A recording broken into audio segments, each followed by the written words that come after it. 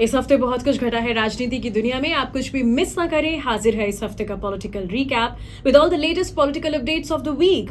मैं मानसी हूं आपके साथ एबीपी लाइव पॉडकास्ट पर। आपको फिर से एक बार बता दूं कि ये सारी राजनीति की खबरें, ये सारी पॉलिटिकल खबरें इस हफ्ते की टॉप पॉलिटिकल खबरें हैं। चलिए शुरुआत करते हैं पॉलिटिकल रिकैप की उस खबर के साथ जिसके आते ही बवाल मच गया है, सियासत भी हो रही है। यूपी सरकार के उस निर्देश की बात करते हैं जिसकी वजह से हड़कंप मच गया है। यूपी में कावड़ मार्गों पर पड़ने वाली दुकानों में दुकानदार को अपना नाम लिखना होगा।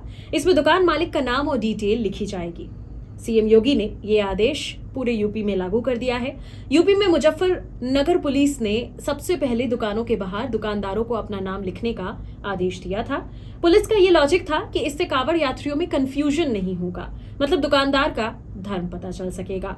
इस साल कावड़ यात्रा 22 जुलाई से शुरू हो रही है, 19 अगस्त तक चलेगी। पूर्व मुख्यमंत्री मायावती ने इस फैसले को असंवैधानिक बताया। कहा कि ये फैसला चुनावी लाभ के लिए है।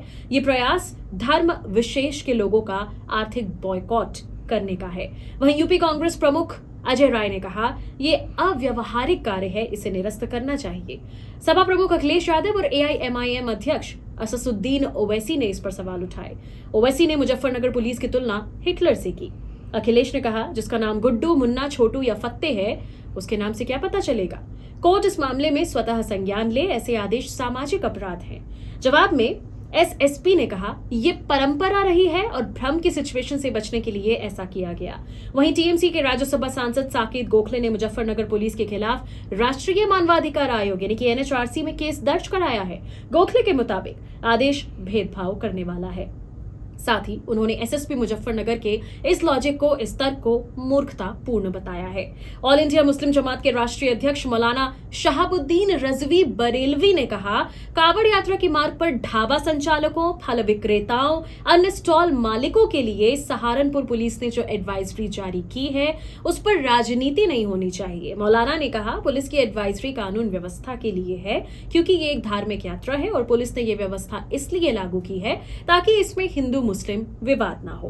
बढ़ते हैं आगे और बात करते हैं अगली पॉलिटिकल खबर की। लोकसभा चुनाव में कम सीटें मिलने के बाद भाजपा और सहयोगी पार्टी के नेता यूपी सरकार के कामकाज पर सवाल उठा रहे हैं। इस बीच यूपी बीजेपी अध्यक्ष भूपेंद्र चौधरी ने दिल्ली में प्रधानमंत्री नरेंद्र मोदी और गृह मंत्री अमित शाह से मुलाकात की है।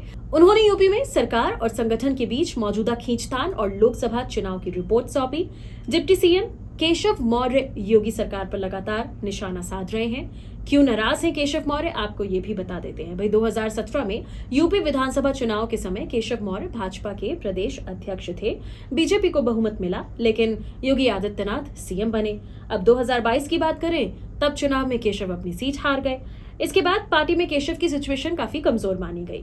अब लोकसभा चुनाव के नतीजों के बाद योगी की सिचुएशन कमजोर मानी जा रही है। इसके चलते फिर से योगी और केशव के बीच मतभेद की खबरें सामने आ रही हैं। उधर केशव ने 14 जुलाई को प्रदेश कार्य समिति की बैठक में ये कहकर सियासी हलचल बढ़ा दी कि सरकार से बड़ा संगठन है। केशव मौर्य के लगातार बगावती तेवर के बाद यूपी में राजनीतिक सरगर्मी बढ़ गई है। चलिए अगली पॉलिटिकल खबर की ओर बढ़ते हैं और बात कर लेते हैं कर्नाटक सरकार के उस नोटिफिकेशन की जिसके आते ही बवाल मचा और फिर इस नोटिफिकेशन को डिलीट कर दिया गया।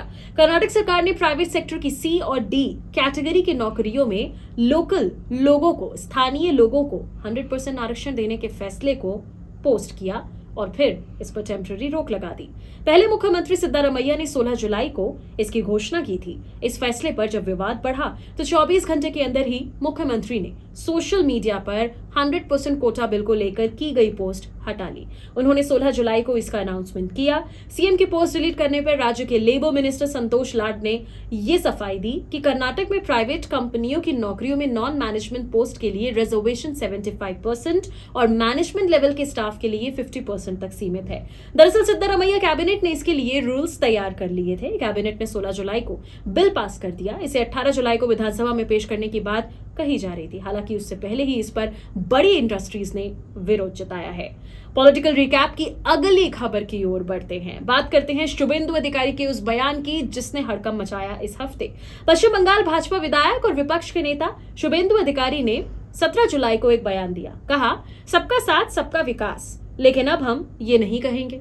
अब हम कहेंगे जो हमारे साथ हम उनके साथ। सबका साथ सबका विकास कहना बंद करो। आपको याद दिला दें कि ये नारा सबका साथ सबका विकास पीएम मोदी का नारा है। पार्टी की राज्य कार्यकारिणी की बैठक में शुभेंदु अधिकारी बोले, भाजपा को अल्पसंख्यक मोर्चे की अब जरूरत नहीं है। हम जीतेंगे, हम हिंदुओं को बचाएंगे और संविधान को बचाएंगे। प्रधानमंत्री नरेंद्र मोदी ने 2014 में सबका साथ सबका विकास का नारा दिया था। हालांकि कुछ घंटे बाद शुभेंदु अपने बयान से पलट गए। उन्होंने सफाई दी और कहा कि यह नारा प्रधानमंत्री ने दिया था और ये अभी भी कायम है। चलिए अगली पॉलिटिकल खबर की ओर बढ़ते हैं जो इस हफ्ते छाई रही। बिहार में विकासशील इंसान पार्टी यानी कि वीआईपी के सुप्रीमो मुकेश सहनी के पिता जीतन सहनी की हत्या कर दी गई। मंगलवार सुबह 70 साल के सहनी का शत विक्षत शव उनके घर से मिला। घटना दरभंगा के घनश्यामपुर थाना के जीरत गांव की है। घटना की जानकारी मिलने के करीब 14 घंटे बाद मुकेश सहनी मुंबई से दरभंगा पहुंचे। वो सीधे अपने पिता के शव के पास गए। मुकेश सहनी के साथ उनकी पत्नी और बच्चे भी थे। देर रात उन्होंने पिता का अंतिम संस्कार कर दिया। इधर स्थानीय ग्रामीण एसपी काम्या मिश्रा ने बताया कि डॉग स्क्वाड एफएसएल ने जांच की है, फिंगरप्रिंट लिए गए हैं, आगे डीएनए की जांच की जाएगी। गहनता से मामले की जांच की जा रही है। वहीं दरभंगा के वरीय पुलिस अधीक्षक ने जानकारी देते हुए बताया कि मृतक जीतन सहनी के घर के पास लगे सीसीटीवी से प्राप्त फुटेज में ये देखा गया रात 10:30 से 11 बजे के बीच 4 लोग घर के अंदर आए हैं। कुछ देर के बाद अंदर रहने के बाद वो बाहर निकल गए। इन लोगों को डिटेन किया गया है। सभी से पूछताछ की जा रही है। अभी तक की जांच में ये पाया गया है कि इनमें 2 लोगों ने मृतक से ब्याज पर पैसा उधार लिया था। इनमें से एक संदिग्ध ने अपनी मोटरसाइकिल भी मृतक के पास लोन की सिक्योरिटी के तौर पर रखी थी, जिसे छुड़ाने की बात करने ये लोग रात में गए थे। इनमें 2 लोगों के साथ मृतक की 2 दिन पहले कहासुनी भी हुई थी, जिसमें दोनों संदिग्ध को सबक सिखाने की धमकी दी थी। आखिर में इस पॉलिटिकल रिकैप में बात कर लेते हैं इंडिया गठबंधन की। हरियाणा में इंडिया गठबंधन टूट गया है। आम आदमी पार्टी ने हरियाणा में अकेले विधानसभा चुनाव लड़ने की घोषणा की। पंजाब सीएम भगवंत मान ने कहा, पार्टी पूरी ताकत से हरियाणा में विधानसभा चुनाव लड़ेगी। दिल्ली और पंजाब में हमारी सरकार है, आधा हरियाणा पंजाब और आधा दिल्ली से टच करता है। उन्होंने कहा कि बड़ी जीत यह है कि केजरीवाल साहब हरियाणा से संबंध रखते हैं। आपके महासचिव संदीप पाठक ने कहा कि हरियाणा में हम हर सीट पर चुनाव लड़ेंगे। हम हरियाणा में अकेले सरकार बनाने के लिए चुनाव लड़ेंगे। उन्होंने कहा कि जनता बदलाव चाह रही है, हमारा फर्ज है कि जनता की उम्मीदों को पूरा करें। हमारी पार्टी सर्वे में नहीं आती है, जबकि सीधे सरकार बनाती है। तो इस हफ्ते जो पॉलिटिकल खबरें छाई रही वो आपको इस पॉलिटिकल रिकैप में बताई गई। आपको इन्फॉर्मेशन अच्छी लगी हो तो लाइक कीजिए इस वीडियो को, सब्सक्राइब कीजिए एबीपी लाइव पॉडकास्ट को। मुलाकात अगले हफ्ते करेंगे with new political updates only on ABP live podcast.